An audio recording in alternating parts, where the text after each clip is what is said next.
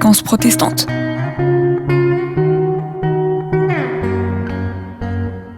Les temps modernes, les temps modernes.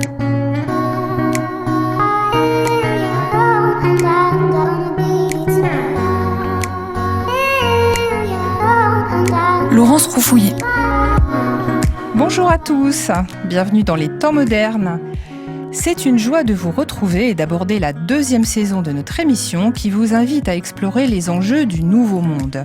Notre volonté avec les temps modernes est de vous apporter chaque mois des éclairages d'experts et des approches éthiques sur tous ces sujets qui pourraient broyer l'individu si l'on y prenait garde. Travail, famille, citoyenneté, parentalité, rien de ce qui vous interroge ne nous est étranger.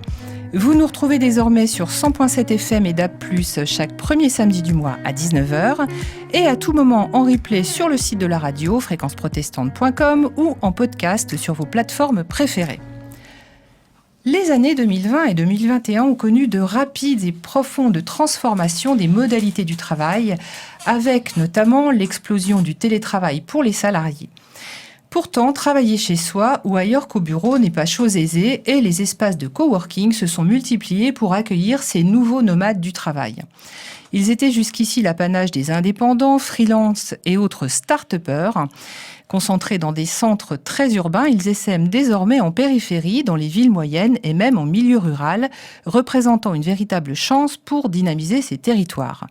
Les espaces de coworking se complètent désormais de cafés, fab labs ou ateliers partagés, si bien que l'on parle aujourd'hui de tiers-lieux. Peut-être que vous avez déjà entendu ce terme. Ce tiers-lieu, c'est un troisième lieu, des espaces intermédiaires entre la maison et le bureau. Pour nous aider à découvrir ces nouveaux espaces collaboratifs, je reçois aujourd'hui 3 invités qui sont avec nous à l'antenne et que je remercie parce qu'ils ont fait chacun l'effort de se déplacer parfois de très loin. Et je vais vous les présenter déjà rapidement. Donc Gerhard Kroos, vous êtes sociologue, maître de conférences en sociologie à l'université de Rennes 2. Nathalie Richer, vous êtes cofondatrice de 11e lieu, un tiers-lieu dans le 11e arrondissement de Paris à orientation artistique. Et Christophe Arnoux, que nous avons déjà reçu. Vous redoublez, Christophe, c'est la 2e saison. Vous êtes fondateur donc du cabinet Évidence, qui est spécialisé dans le conseil en stratégie, dans l'immobilier et les grands projets urbains. Donc, ce sont vos expériences que nous allons pouvoir confronter pour nos auditeurs, pour justement mieux comprendre comment fonctionnent ces tiers-lieux, ces nouveaux espaces de collaboration. Et pour commencer, je vais me tourner vers vous, Gerhard Kroos. Donc, vous êtes l'auteur d'un ouvrage paru en 2019, si je ne dis pas de bêtises, aux presses universitaires de Rennes, intitulé « Tiers-lieux, entreprendre et créer sur les territoires ». Est-ce que vous pourriez, pour nos auditeurs, éclairer un peu ou définir ces termes qui sont riches en anglicismes, que ce soit les coworking, on parle de Fab Lab, de Hack Lab. Alors, de quoi s'agit-il ? Alors, il s'agit de communautés de gens qui se sont retrouvés pour collaborer autour des projets ensemble. Et donc, au départ, ça vient du domaine informatique, des gens qui étaient passionnés d'informatique et qui faisaient des choses un petit peu en dehors des règles, des règles établies. Et donc là, ce sont clairement des communautés de hackers, pour le coup. Oui. Et donc, ils sont imprégnés de contre-culture. On voit ce phénomène, par exemple, de façon très marquée aux États-Unis, en Californie, mais aussi dans d'autres grandes villes où on a pu observer l'émergence des hackerspaces. Sinon, les espaces de coworking, c'est une forme de tiers-lieu qui s'est développée à partir de 2005. Le premier espace de coworking a été fondé à San Francisco en 2005. Puis on a donc dans la Silicon Valley, quand même pas loin. San Francisco, c'est pas directement la Silicon Valley, mais c'est pas loin. Mm-hmm. Et donc que ce qui est intéressant, c'est l'origine en Californie parce que on a cette proximité quand même avec la Silicon Valley. Vous avez d'un côté à San Francisco et dans la Bay Area cette contre-culture contestataire, ces mouvements contestataires, et il y a donc cette rencontre entre ces gens qui veulent faire les choses en dehors des sentiers battus. Ouais. Et donc qui se frottent à cette culture entrepreneuriale qu'on trouve dans la Silicon Valley. Et donc c'est ce mélange qui est donc particulier et qui a marqué les débuts de ces espaces de coworking. Et ensuite, il y a une diffusion un petit peu à l'échelle planétaire dans les grandes villes. On voit émerger ces espaces. Donc c'est d'abord un phénomène extrêmement urbain. Et ce qui est plus récent et le phénomène sur lequel nous on a travaillé, c'est cet essaimage de ces espaces en dehors des métropoles, un peu partout, et qui a pris de l'ampleur ces dernières années, c'est-à-dire l'augmentation, la multiplication de ces espaces, la croissance en dehors des métropoles est assez importante. En France, on voit que les espaces de coworking étaient fréquentés à l'origine plutôt par des indépendants, des freelances, que l'idée c'était aussi de partager peut-être des compétences, des expertises, d'échanger. Il y avait cette idée aussi peut-être parfois d'échange de services ou de recommandations. Oui, certainement. Et donc on trouve différentes motivations aussi parmi les usagers de ces espaces de coworking. Il y en a qui espèrent pouvoir développer leur réseau professionnel, mais aussi en dehors de ce qui concerne le domaine professionnel. Mais il y a c'est toujours un peu compliqué. Nous on avait constaté par exemple, c'est parfois pas évident de partager son réseau, et quand on observe que quand il s'agit de contacts un peu délicats, confidentiels, que les gens s'isolent, ils veulent pas que les autres entendent. Donc, d'où l'importance d'avoir une salle ou un bureau un peu isolé au sein des espaces de coworking pour pouvoir passer des coups de fil. On en reparlera peut-être tout à l'heure justement avec l'exemple du 11e lieu, mais il y a à la fois des espaces qui sont partagés et effectivement il y a des espaces plus confidentiels ou peut-être plus pour se concentrer, et c'est justement les différents types d'usages qui peuvent être regroupés dans un même endroit qui peuvent être intéressants. Dans votre livre, vous expliquez souvent, et vous prenez des exemples à la fois en France et en Allemagne, que dans un tiers-lieu, il y a toujours un porteur de projet, parfois plusieurs, un petit groupe. Vous parliez tout à l'heure d'une communauté, avec un parcours et un objectif original, si bien qu'il y a finalement autant de tiers-lieux que de créateurs. Oui, c'est ce qu'on a constaté, qu'il y a une très grande diversité quand on regarde ce qui existe comme tiers-lieu, aussi comme espace de coworking. Alors souvent c'est lié au parcours particulier du fondateur ou des fondateurs, et la rencontre entre un parcours et des opportunités sur un territoire donné, qu'on trouve un bâtiment ou un lieu où on peut monter un espace de coworking pour ne plus être tout seul. Donc moi, en tant que sociologue, je vois ça comme des lieux de sociabilité, et c'est ça qui est souvent au départ voilà, c'est un mélange de différentes motivations, mais c'est quand même au départ la motivation que les gens le veulent. Ils ne peuvent plus rester chez eux dans leur home office, travailler de façon isolée, et donc on voit que le travail c'est une activité sociale, et on a besoin aussi, même si on ne travaille pas directement avec les autres sur des projets en commun, on a besoin d'avoir des gens... Des interactions. Oui, des interactions. Voilà. Et c'est peut-être aussi la leçon encore peut-être plus récente qu'on a pu tirer de la crise sanitaire, hein, qui a été aussi une remise en question des manières de travailler, y compris pour les salariés. Ça, on en parlera un peu plus tard, où du coup, ces espaces deviennent aussi une possibilité pour d'autres publics. Tout à l'heure, en vous écoutant, vous disiez, il y a souvent à la base du tiers-lieu, il y a d'abord un lieu. Il faut quand même le dire, c'est-à-dire c'est souvent c'est le choix du lieu ou le coup de cœur peut-être pour le lieu qui va inciter certains porteurs de projets à carburer, à monter quelque chose. Alors, on en parlera aussi avec vous, Christophe Arnoux, parfois en partenariat avec une collectivité ou un investisseur. Mais le lieu, il est important. Le lieu est important, c'est vrai, mais... en fait, nous, on est parti dans le nouveau projet qu'on porte actuellement, qui est financé par l'ANR. Vous pouvez peut-être nous dire juste ce que c'est que l'ANR, juste pour nos auditeurs. L'Agence nationale de la recherche. Donc ça, c'est dans le cadre de votre travail dans votre labo oui, à la fac. C'est en fait un projet de recherche qui prolonge ce qu'on a fait dans le livre.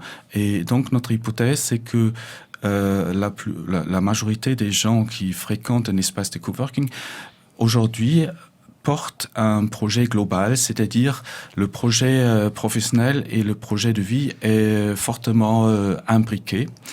Et donc, ils essayent de rendre leur projet professionnel compatible avec leur projet de vie.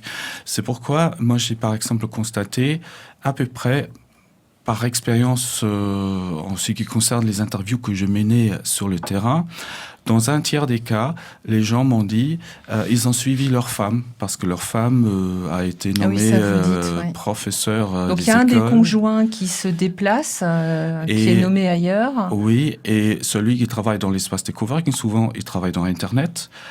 Il peut sans problème bouger son affaire. Il peut travailler à partir d'un espace de coworking. Et il y a des mobilités à travers les pays. Même, les gens m'ont dit, on est parti en Australie, ma femme, elle a fait un postdoc là-bas.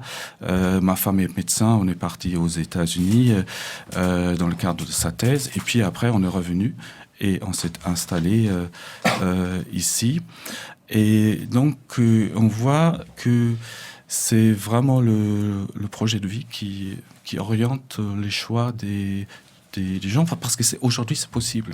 Autrefois c'était pas possible. Autrefois on a eu des modèles de mobilité imposés par le travail, parce qu'on travaillait dans une métropole ou dans une ville, et donc on était obligé de se rendre tous les jours au travail. Aujourd'hui c'est différent, et j'insiste sur le fait que les projets de recherche qu'on a développés ici, sur les espaces de coworking, on les a commencé bien avant la crise sanitaire. Et donc, ce sont des phénomènes de sociétés qui ont déjà commencé à se manifester par des signaux faibles, comme on dit. Mais qui sont des tendances lourdes, pour le coup. Oui.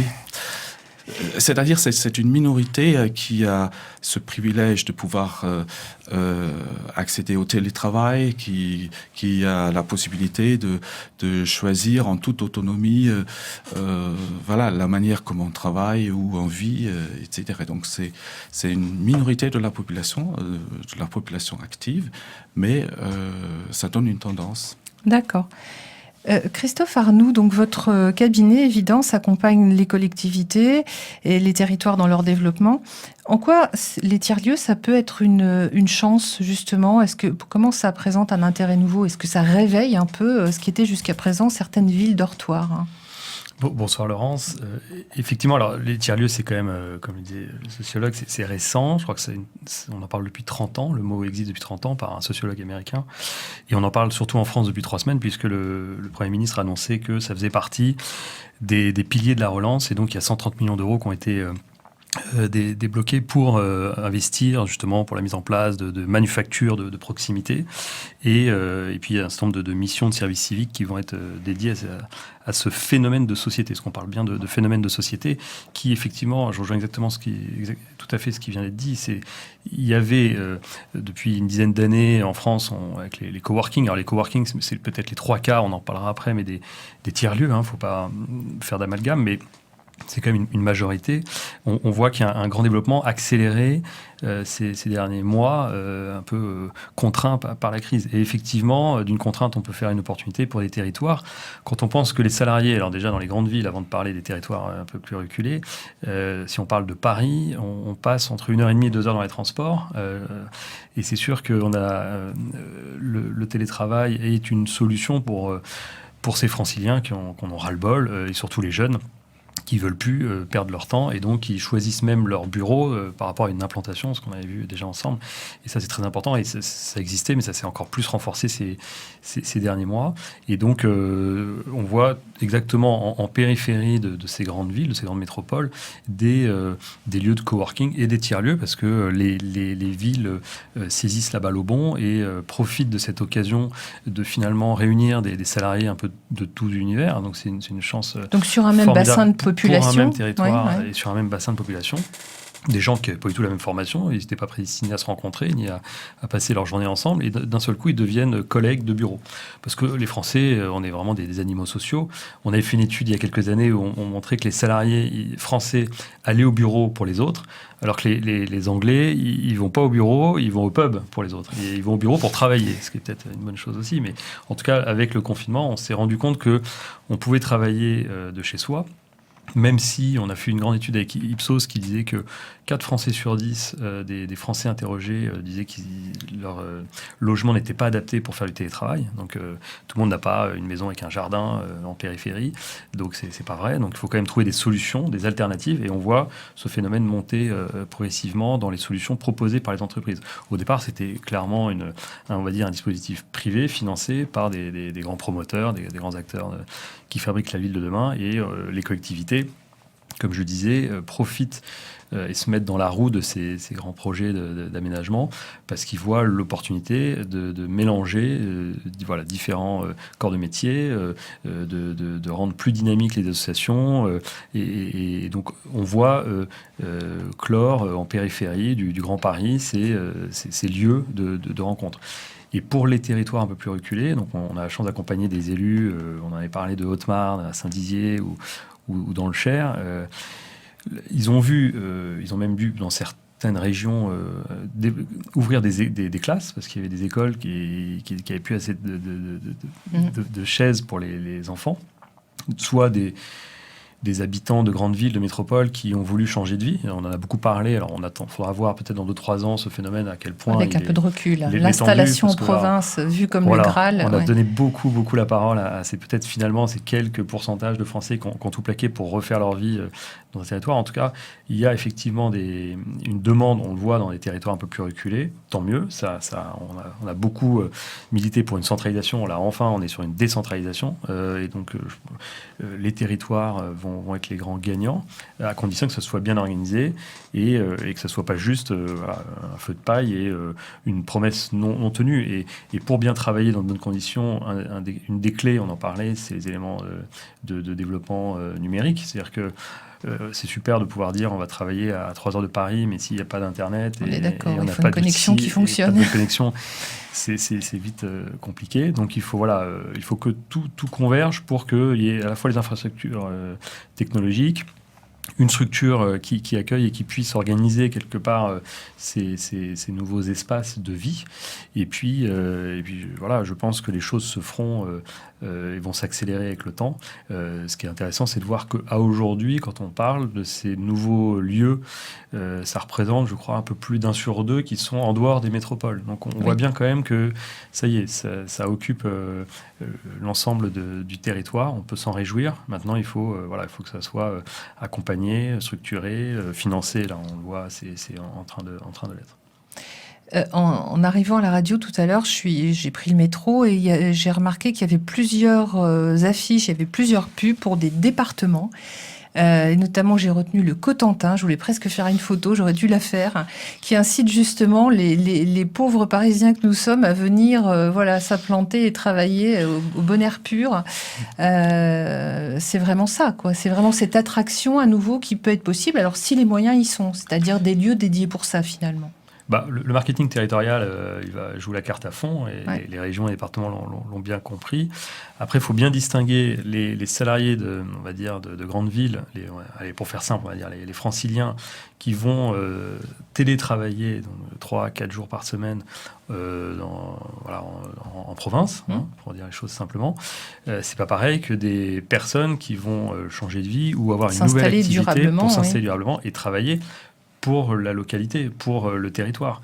Et ça, c'est, je trouve, ce qui est peut-être de plus intéressant, c'est que en réunissant ces différents corps de métier, on va peut-être voir naître, pourquoi pas une réindustrialisation, en tout cas un développement de nouveaux métiers dans les territoires, et pas juste une téléportation finalement des salariés qu'on en marre des transports, de la pollution, des embouteillages, et qui veulent une nouvelle équipe de vie. Ça, c'est une très bonne chose, mais je trouve que ce qui est aussi intéressant, c'est de regarder finalement des salariés qui aspirent à autre chose. C'est pas juste travailler à distance, mais c'est aussi travailler pour le territoire dans lequel aujourd'hui ils veulent s'investir, donner plus de sens, parce que là on est vraiment sur de l'économie sociale et solidaire. Et puis un projet de vie, ce qu'on disait tout à l'heure, c'est-à-dire ça va dans un projet plus global. Donner plus de sens à leur vie. Et ce qu'on constate aussi, parmi ces populations qui s'installent vraiment sur le territoire, ils montrent un engagement civique, ils s'investissent sur le territoire, ils ont aussi une sensibilité écologique, ils essayent de consommer localement, ils modernisent des maisons anciennes en les isolant avec les toutes dernières technologies pour en faire des maisons bien isolées et basse consommation. Donc c'est une démarche globale d'une autre vie. On parlait de l'essentiel tout à l'heure, de revenir un peu à ce qui était important. Moi, je voulais vous demander, Christophe Arnoux, j'ai eu quelques exemples autour de moi d'entreprises de taille moyenne, on va dire, de petites ou moyennes entreprises qui, notamment dans le domaine du service ou du conseil, ont rendu leurs bureaux, c'est-à-dire qu'ils avaient des bureaux dédiés, et finalement ont fait le choix de répartir leurs équipes dans différents espaces de coworking en fonction justement du lieu d'habitation de ces salariés. Alors, quelques exemples, mais est-ce que vous avez l'impression que c'est quelque chose qui pourrait se généraliser, c'est-à-dire qu'on rende son siège, alors je ne parle pas bien évidemment de multinationales ni de grands groupes, mais au détriment, ou plutôt au profit d'autres surfaces qui seraient ailleurs et peut-être plus proches de là où les gens habitent, mais dans une ambiance de travail, parce que c'est ça qui est important, c'est qu'on puisse se retrouver entre collègues et dans un contexte de travail. Ce qu'on constate, alors c'est vrai que c'est un vrai, on le disait, phénomène de société. Il faut voir si c'est pas qu'un effet de mode. On voit quand même que des gros industriels, Sébastien Bazin, donc du groupe Accor, a annoncé qu'il voulait lancer dans l'année 2022 le Airbnb du flex office pour proposer, et puis il pense aussi à l'après, peut-être des modes de consommation avec l'ensemble de son parc hôtelier. Mais effectivement, vous avez raison, la tendance fait que les Français aspirent un peu contraints, on l'a dit, avec les confinements qu'on a vécu. Avant, c'était un jour, maintenant, c'est plutôt 2 jours et demi de télétravail par semaine. En moyenne, oui. Ils veulent quand même être entourés, si on parle des télétravailleurs, d'autres travailleurs. Et ce qu'on constate quand même, c'est que les entreprises veulent avoir quand même un lieu de rencontre, surtout les moins de 35 ans. On a fait une étude récemment auprès des moins de 35 ans, et ce qui est criant, c'est que ils réclament le bureau, ils réclament le lieu, parce que souvent ils ont un logement étroit, un lieu ils dédié, se sentent seuls. La c'est solitude, ça, on en parlait, c'est un phénomène qui est extrêmement important, notamment auprès des jeunes. Donc ils ont besoin de se retrouver dans un lieu finalement à la fois de travail, pour travailler avec l'intelligence collective, et un lieu de convivialité, parce que la plupart des jeunes, leurs collègues sont leurs amis. Donc on ne peut pas leur retirer ça. Je pense qu'il y a des grandes entreprises qui ont des différents types de populations de salariés un peu moins jeunes et répartis sur tout le territoire. Voilà, je pense à Orange ou des grandes sociétés de ce type qui peuvent penser à répartir plutôt que de centraliser sur une région et avoir peut-être différents points de chute. Mais il y aura toujours un siège de l'entreprise à Paris. Il y aura quand même besoin d'avoir un flagship et de pouvoir attirer les talents. Et je ne pense pas que, j'en suis convaincu, d'après les études qu'on lit sur les jeunes, que les jeunes ne veulent plus de bureau et se retrouver que dans des coworking. Ils ont quand même ils veulent avoir ce sentiment d'appartenance. D'appartenance, ça c'est important. Les études révèlent aussi, c'est que pour ces jeunes, c'est très important de pouvoir faire des choses ensemble après le travail. Donc, oui, on en parlera tout à l'heure. C'est pour ça aussi que ces espaces se dotent d'autres parties plus, on va dire, plus conviviales. Alors, je vais vous proposer une pause dans notre émission musicale tout de suite avec Alain Souchon. Ça caquette dans les poulaillers, et en tout cas vous nous écoutez toujours dans les temps modernes sur l'antenne de Fréquence Protestante. Aujourd'hui on parle déjà depuis presque une demi-heure des tiers-lieux, ces nouveaux espaces de travail collaboratif qui se développent en ville mais aussi à la campagne. Nos invités nous aident à découvrir et à comprendre ces espaces, ces nouveaux lieux. Je les présente à nouveau rapidement. Donc Gerhard Krause, vous êtes sociologue, maître de conférences en sociologie à l'université de Rennes 2. Vous êtes l'auteur de Tiers-lieux, entreprendre et créer sur les territoires. Nathalie Richer, que nous n'avons pas encore entendue, mais on va se rattraper. Vous êtes l'une des fondatrices de 11e lieu, donc un tiers-lieu dans le 11e arrondissement de Paris, comme son nom l'indique, avec une particularité, une orientation également un peu plus artistique. Et Christophe Arnoux, donc fondateur du cabinet Évidence, qui est cabinet spécialisé dans le conseil en stratégie, plus particulièrement dans l'immobilier et les grands projets urbains. Alors, Nathalie, précisément. Donc, vous avez co-créé donc, le 11e lieu à Paris. Est-ce que vous pouvez, puisqu'on parlait tout à l'heure avec Gerhard Krause des porteurs de projets, est-ce que vous pouvez nous parler un peu de la genèse de ce projet ? Bonsoir. Alors, on est 3 fondatrices du 11e lieu. Ouais. Et on a monté ce projet, on travaille dans l'art contemporain. Donc, notre quotidien, c'était de travailler avec des artistes. On voulait changer notre propre façon de travailler. Et on avait observé à ce moment-là, on a ouvert le lieu en 2017 et on travaille depuis 1 an et demi dessus. On avait observé ces nouveaux lieux qui permettaient notamment aux indépendants de travailler dans des contextes flexibles et en dehors de chez eux. Et on avait envie d'appliquer ça aux artistes plasticiens, tout en les mélangeant aux autres personnes, parce qu'on est persuadé que justement la porosité entre les différentes pratiques des uns et des autres est une richesse dans ces lieux-là.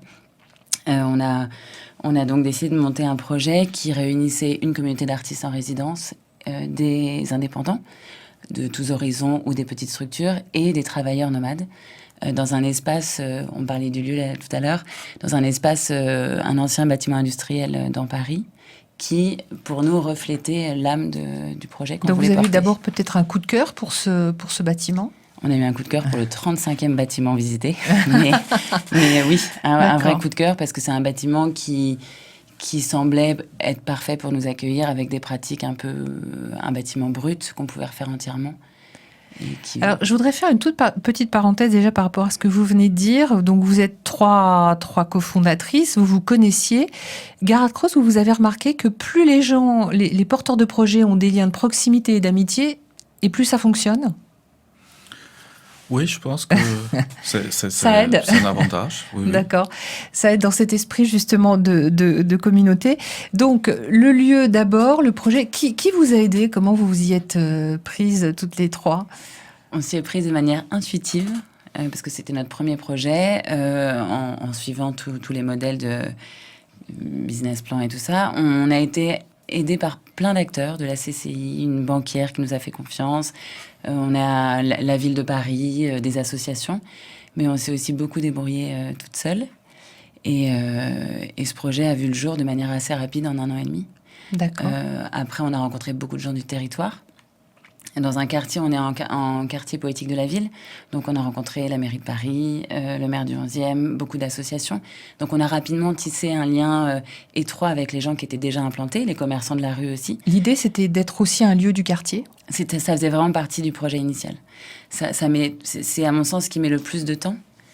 Parce qu'il faut on a toujours son public de prédilection, ceux qui vont venir travailler sur le long terme, et puis à tous les autres. Et je pense que c'est un métier qui demande c'est un métier social très fort et beaucoup de pédagogie pour expliquer à tout le monde ce que c'est, ce qu'on fait là-bas. Alors précisément, si je viens au 11e lieu, parce que je n'ai pas encore eu le temps de venir, et je croyais bien que je le regrette, mais je vais réparer ce manque. Vous êtes bien vu. Mais avec plaisir, qu'est-ce que je vais trouver ? Alors, qu'est-ce qu'on trouve au 11e lieu ? Alors, en entrant, donc on a mis des grandes baies vitrées, on entre par un café studio, on l'a appelé comme ça. D'accord. Qui est un espace grand public où les gens viennent travailler à l'heure ou à la journée. Donc, Oui. il y a des indépendants, il y a des gens qui viennent écrire, il y a des télétravailleurs, des gens qui viennent ici pour leurs 2 journées et demie par semaine. Il y a aussi des demandeurs d'emploi, parce qu'on a monté un programme, et des étudiants. On a monté un programme grâce au budget participatif de la mairie de Paris en 2018, où on accueille ces publics-là à tarif préférentiel. On a décidé de poursuivre ce programme-là parce que ça nous semble intéressant. Et des gens aussi qui viennent juste voir le lieu, qui peuvent venir voir pour des expos. Donc ça, c'est Café Studio. C'est pour travailler, comme son nom l'indique. C'est pour travailler en journée. Après, on a un atelier partagé où 8 artistes plasticiens sont en résidence. Donc là, ils sont là toute l'année. Ils sont là toute l'année. D'accord. Ils ont un contrat au mois qui se... Donc ils se partagent un espace pour peindre, dessiner, prendre des sculpter, photos, dessins, tout ça. D'accord. Ensuite, on a un espace de coworking de 48 places, volontairement ouvert. Aucun espace n'est clos. On a fait ce choix-là. Enfin, aucun poste de travail n'est clos. Donc à l'étage, il y a 48 postes de travail plutôt pour des indépendants, mais il y a aussi des petites structures. Donc comme un open space finalement. Un grand open space. Il y a aussi 3 ateliers individuels. Alors juste une question, donc ces postes-là sont proposés comment ? Au mois. Si je veux venir, d'accord. Ça, c'est pour des gens qui sont résidents. Sur des contrats au mois, ce sont leurs postes de travail. Donc ça peut être des freelances, par exemple. Ça peut être des freelances. C'est beaucoup de gens qui sont à leur compte, effectivement. Chacun y met sa plante verte et tout. Ça refait son petit cocon. Son petit cocon. 3 ateliers d'artistes aussi à l'étage. Ouais. Et après, des espaces partagés. Des salles de réunion, un studio photo et des espaces qui ne sont que des espaces de convivialité. Des canapés, une bibliothèque.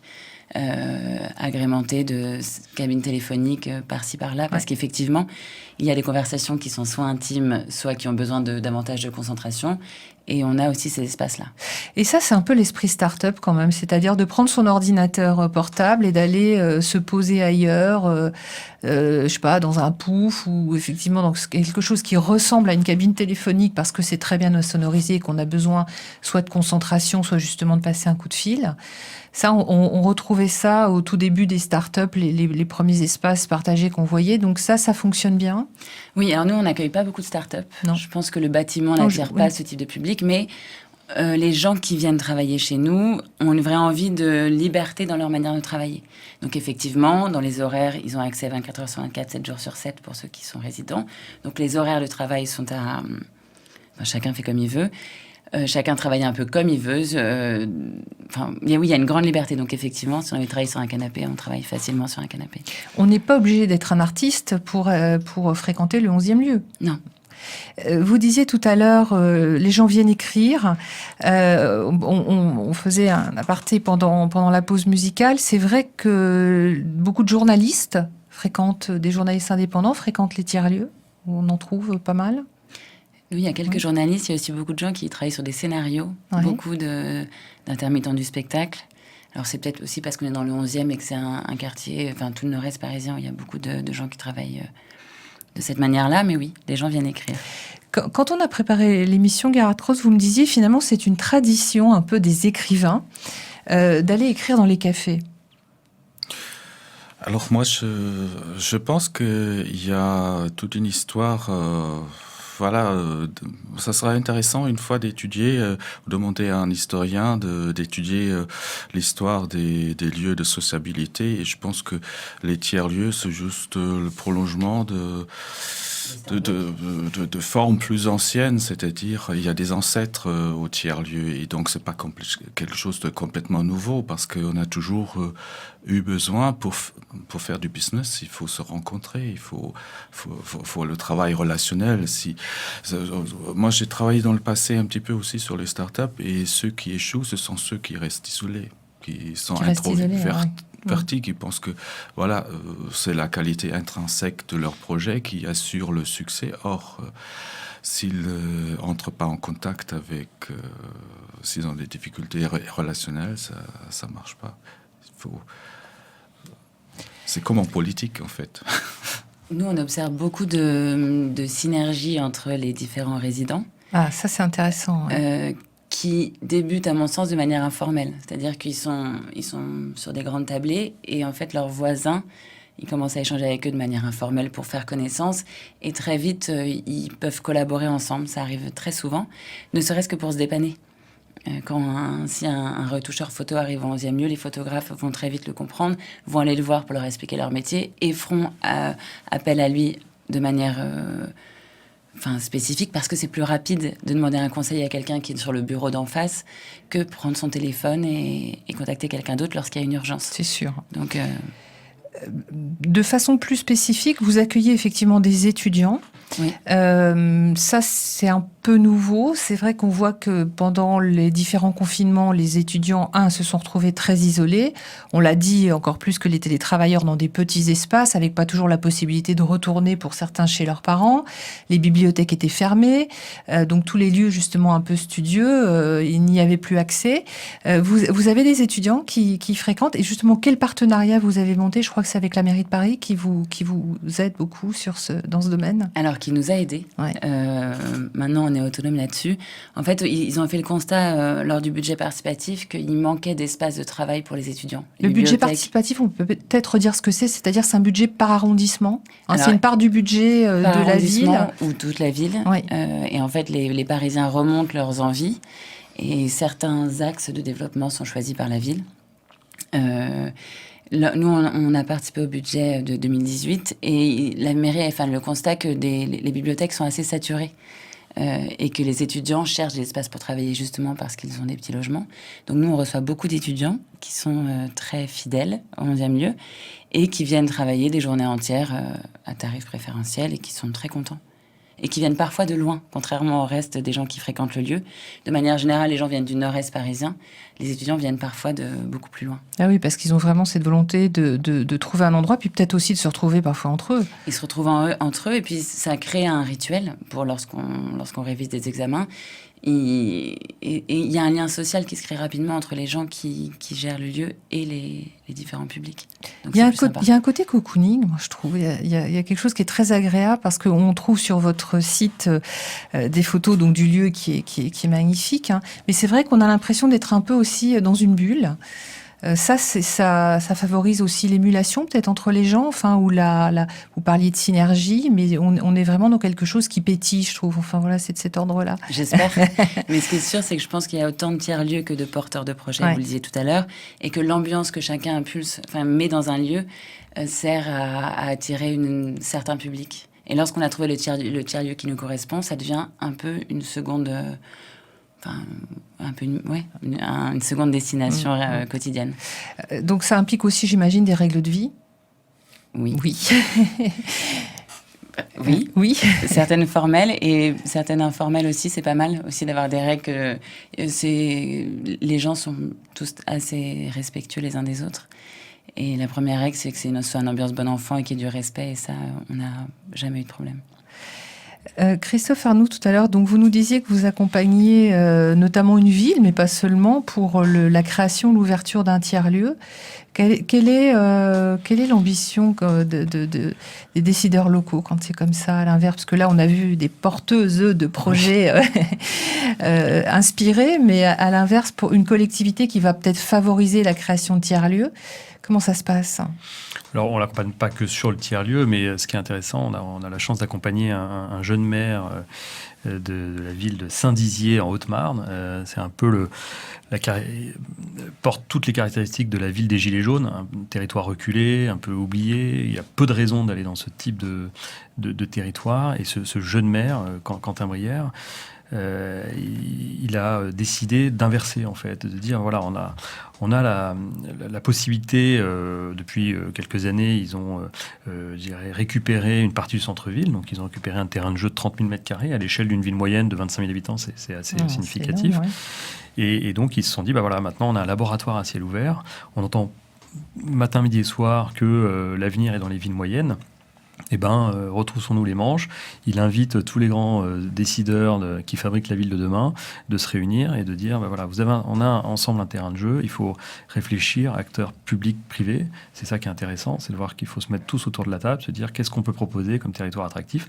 Et dans cette réflexion, il faut penser à l'avenir du retail, l'avenir du logement, voilà. Et également qu'est-ce que vous appelez le retail? Je suis obligée de vous faire traduire. Pardon, des nouveaux lieux de commerce pour ces villes qui ont une nouvelle population qui arrive, parce que l'idée c'est d'inverser la courbe et d'avoir de nouveaux habitants. Donc il faut leur proposer une nouvelle offre de service. Donc c'est d'être attractif pour que les gens viennent s'installer. C'est attractif pour le commerce et pour l'économie locale. Vous parliez aussi des écoles, puisque finalement, souvent ça empêche des fermetures de classes quand il y a des nouveaux enfants qui arrivent. Oui, et puis ce qui était intéressant dans le témoignage précédent, on voit l'importance de l'entraide. Et le pire pour ces territoires, c'est finalement de faire des silos, des lieux fermés et pas hermétiques à l'extérieur. Et donc un des enjeux à Saint-Dizier, c'est de penser des nouveaux lieux de vie et que ça soit un lieu de brassage avec les populations locales. Et ça nous paraît très important.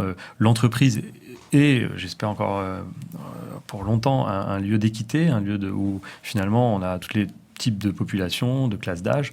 Ces tiers-lieux doivent aussi être représentatifs et permettre cette entraide. Moi, je trouve ça extraordinaire, ces témoignages où on voit des personnes qui n'étaient pas prédestinées à travailler côte à côte ou à se rendre des services.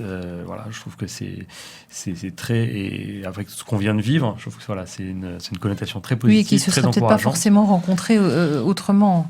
C'est peut-être sous la contrainte, mais ça devient peut-être une chance pour ces territoires qui profitent, entre guillemets, de cette situation pour dire, voilà, ensemble, pensons au meilleur vivre ensemble. On parle beaucoup d'éco-quartier, on était très axé sur l'environnement, sur les matériaux, le bâti. Oui.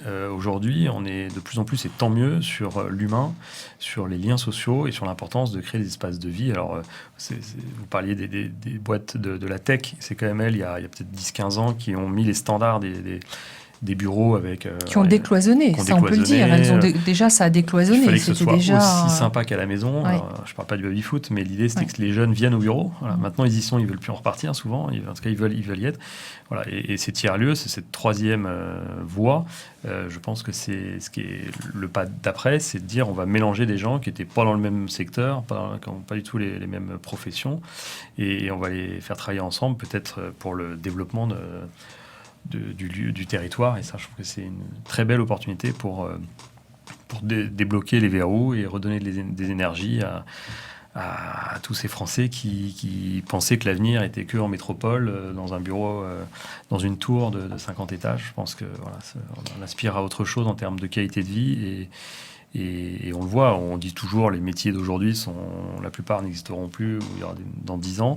Donc voilà, il faut sans cesse repenser des lieux de créativité et ces tiers-lieux, je trouve, sont peut-être les laboratoires du monde de demain. Pour ces villes moyennes, j'imagine que ce qui peut être un atout assez fort, c'est les transports. Je pense aux lignes ferroviaires notamment. Ça, c'est un vrai sujet. On parlait de la connexion Internet, mais si on met trop de temps pour rejoindre ces lieux, c'est un vrai sujet. Donc effectivement, il y a la connexion des trains. Alors il y a le déploiement des bus. On l'a vu, les fameux bus Macron qui permettent aussi de relier à un tarif accessible. Mais un des enjeux aujourd'hui, c'est effectivement, et ça sera intéressant de voir dans la campagne présidentielle qui arrive dans quelques mois, ce sujet de territoire, parce qu'on ne peut plus passer à côté aujourd'hui. Je suis convaincu qu'un des grands sujets de cette campagne va être justement cette France des Gilets jaunes qui manifestait quand on augmentait le prix de l'essence parce qu'ils ont un besoin vital de se rendre au travail avec leur voiture. Et donc, ce problème de transport et de répartition de transport juste sur l'ensemble du territoire, ça c'est, je pense, un enjeu qui est pas résolu aujourd'hui. Et c'est la clé pour les villes moyennes qui, on a beau dire, il fait bon vivre, mais si on ne peut pas y accéder, si on n'a pas le même niveau de service, et c'est ça tout l'enjeu, il faut qu'on puisse retrouver dans ces villes le même niveau de service qu'on peut retrouver dans une métropole. C'est-à-dire qu'à la fois on demande une qualité de vie et en même temps on a une exigence sur ce qu'on peut y trouver. Exactement. Ce qui peut être parfois paradoxal. Nathalie Richer, vous, donc au 11e lieu, est-ce que vous avez encore envie de faire évoluer ce lieu ? Est-ce que vous avez encore des projets ? Comment vous voyez un peu l'avenir de ce lieu ? Oui, on a envie de le faire évoluer. Déjà, on a envie de... Là, on a réouvert qu'il y a quelques mois, en tout cas la partie grand public. Donc, on a envie de reprendre des activités, reprendre une programmation culturelle le soir et le week-end. Ça, c'est important. Remettre de la vie dans ce lieu. On a envie de continuer à être implanté dans le territoire et développer les relations avec le territoire. Et puis, on a aussi des envies d'autres projets. à monter en parallèle de ce lieu existant. On a des envies d'ailleurs et on a envie de pourquoi pas monter un autre tiers-lieu qui serait différent ailleurs. D'accord. Et du coup, dans cette évolution, c'est vraiment de garder cette orientation artistique ou pas forcément ? C'est un peu votre marque de fabrique ? Oui, c'est important pour nous, mais on se rend compte qu'en fait, tout dépend du bâtiment, effectivement, dans les attentes de la ville et du territoire concerné. Et qu'en fait, il y a plein de choses à imaginer. Les tiers-lieux sont extrêmement... Effectivement, il y a beaucoup de coworking, mais il y a plein de choses à faire. Il y a des ressourceries à faire. Bien sûr. Donc, on peut penser à le modèle est... Il est évolutif, en tout cas. Oui. Comment vous fonctionnez justement avec les associations ? Vous parliez tout à l'heure des liens dans le territoire, en particulier avec les associations, on va dire, de l'arrondissement ou du quartier. Qu'est-ce que vous arrivez à faire avec eux, par exemple ? Alors, la mairie a monté un réseau social de proximité RSE Belleville-Fontaine-au-Roi qui, de manière assez informelle et efficace, qui réunit des acteurs économiques et des acteurs associatifs dans le quartier pour se donner des coups de main un peu spontanés. Donc, on travaille là-dessus, c'est intéressant. On se rencontre régulièrement, on mène des actions ensemble et on se file des coups de main, notamment autour de l'emploi. Les acteurs économiques peuvent embaucher des apprentis, avoir des contacts pour embaucher telle ou telle personne du quartier, ou tout simplement prendre un peu de temps pour faire un entretien avant un pré-entretien, avant un vrai entretien d'embauche. Donc voilà, on travaille autour de la thématique de l'emploi et de manière donc localement, spontanée, locale et très flexible. D'accord. Gerhard Krauss, comment vous voyez, vous, alors ce que je vais vous demander est peut-être plus intuitif que scientifique, comment vous voyez l'évolution de ces lieux ? Alors on a compris que ça n'était plus un épiphénomène, ça n'était plus un effet entre guillemets de mode, parce que quand j'ai préparé cette émission, quand j'en parle autour de moi, les gens me disent « Ah oui, c'est très à la mode ». Mais non, c'est plus qu'une mode, on voit bien que c'est quelque chose qui s'implante de manière durable. Comment est-ce que ça peut encore évoluer ? Alors moi je pense que on peut plus aller en arrière. On peut pas imaginer de se passer des tiers-lieux. Maintenant les gens sont habitués et ils vont continuer à aller dans cette direction-là. Moi je pense que ce qui est un enjeu quand même, tout à l'heure ça a été évoqué, il y a sur les mêmes territoires, quand on pense aux tiers-lieux dans des petites villes comme Saint-Dizier ou dans d'autres villes petites ou moyennes, on a des populations à profil sociologique différentes. Les gens les usagers des espaces de coworking, par exemple, ce sont souvent des gens qui sont un peu plus diplômés, qui ont fait des formations, ou même s'ils ont fait, s'ils n'ont pas eu leur diplôme, ils ont quand même fait des études.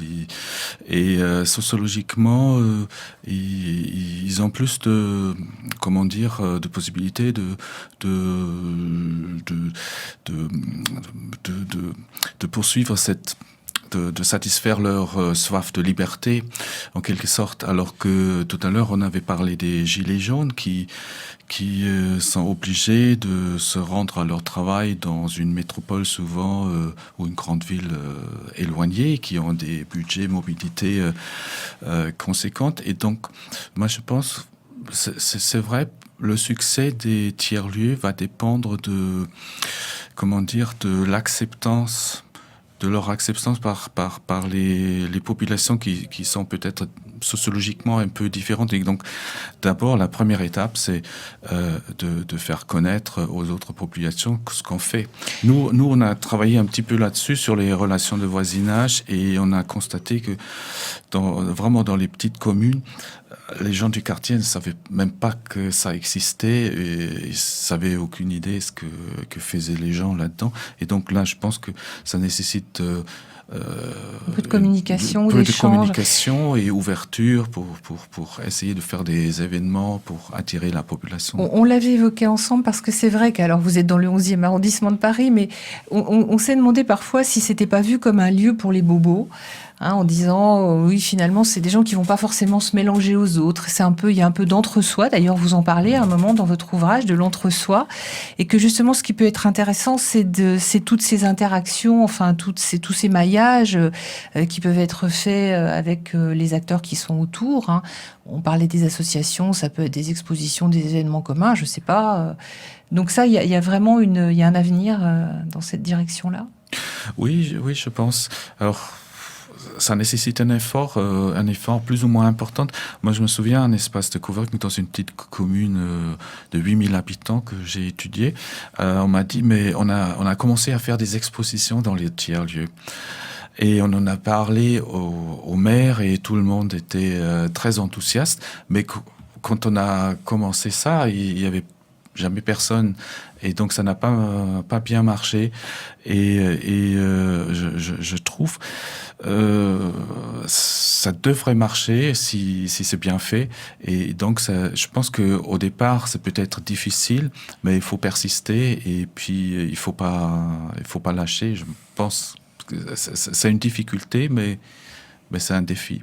C'est-à-dire que ces nouveaux lieux, ça puisse être des lieux que tout le monde s'approprie, en fait, pas seulement leurs utilisateurs.